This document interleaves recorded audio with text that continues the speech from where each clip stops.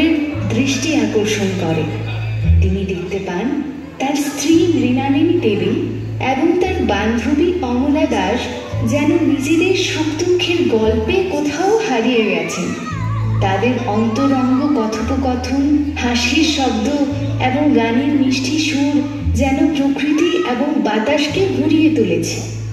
আর এই দৃশ্যটি রবীন্দ্রনাথের মনে অনুপ্রেরণার এক ঢেউ জাগায় এবং তিনি তৎক্ষণাৎ সেই মুহূর্তটি গানে ধারণ করতে বাধ্য হন।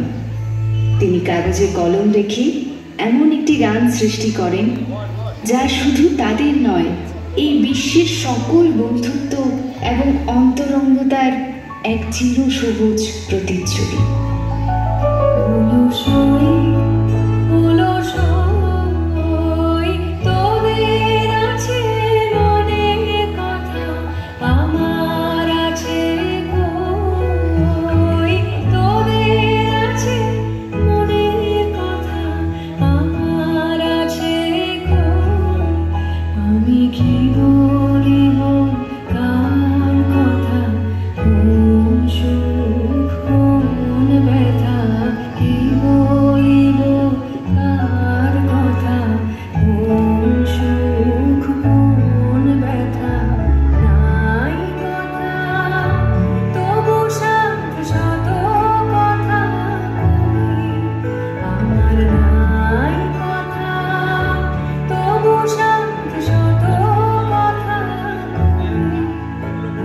Showing